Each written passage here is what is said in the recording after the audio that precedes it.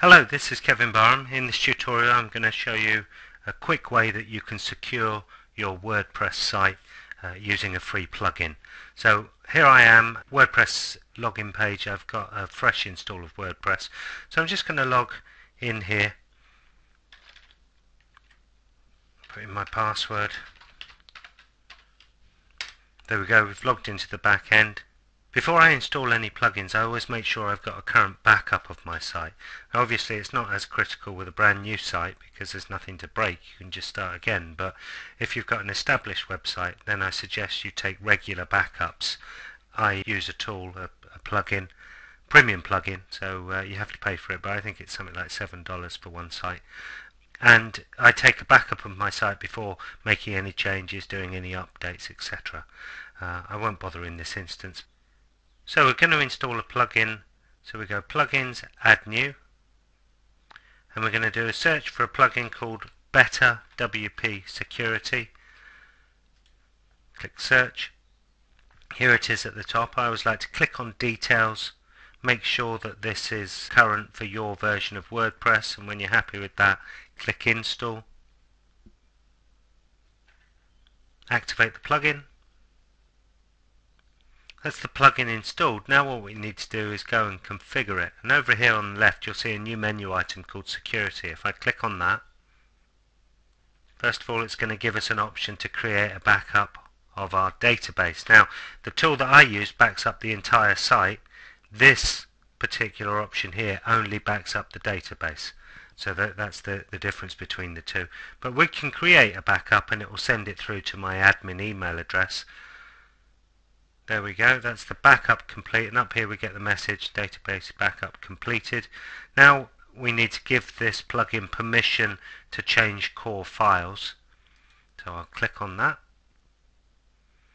And then we're into one-click protection. And if we follow this one, secure my site from basic attacks. And then it tells us the status as we are at the moment. For example, our username is admin. And of course that's the default username with WordPress. Anyone could guess that, which would mean that they'd only have to brute force attack on your password. So if we change that, we just click here. So I click there to rename, and I'm going to give it a new name. I'm going to give it something like this, admin951 and the @ symbol. Just because it's difficult for someone to guess that. You just come up with your own username. It doesn't even have to have admin in it. It could be your own name or whatever you like. But try and make it a little bit obscure. And then click Change Admin Username. There we go. It says successfully changed the admin username up here. And it also tells us that if we're logged in as the admin, this will of course mean that we have to log in again because our name has changed. So just to prove that, I'm going to click here on the dashboard and you'll see it will take us to the login screen. There we go. So I'm going to log in this time with the other name that I just put in there, but the same password that I had previously. Click Login. That's my RoboForm trying to remember the info for me. So here we are, logged back in. Let's go back to Security Dashboard. And you can see that the admin username has been removed, so we've changed that. That's good. Moving on down the list. It's the ones in red that I focus on initially. So the user ID is 1. That's again a bit of a vulnerability. So to change it, I click here. And I confirm by clicking here. You can read all of this in your own time, of course. Up here, successfully changed user 1 ID. Back to the dashboard.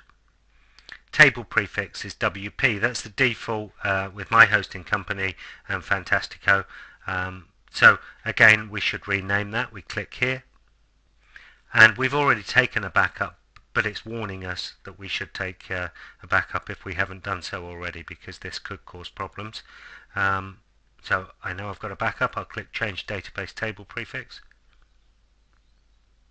There we go, and it's changed the prefix to this obscure string, so nobody can guess the names of your tables in your MySQL database. So now we go back to Dashboard and continue on down. I'm just looking for the items in red. The installation is not actively looking for changed files, so I'll click to change that. and I'll enable that. Save options. Back to the dashboard. And there we go. And that's all of the red items have been taken care of, and then you can work through and decide which of the other ones you're going to do. Some of these tell you that you'll see the items marked in blue may cause conflicts with other themes and plugins. So it's something you need to test, but providing you've got your backup beforehand, you shouldn't have any problems rectifying any problems that may occur. Although doing just the basics as I've just done there, I haven't ever had any problems. So that's it. So I recommend, as you're doing it, read every page, read what it's telling you that it's going to change, and if you're happy with it, continue until you've got your website secure. That's all for now. I'll talk to you soon.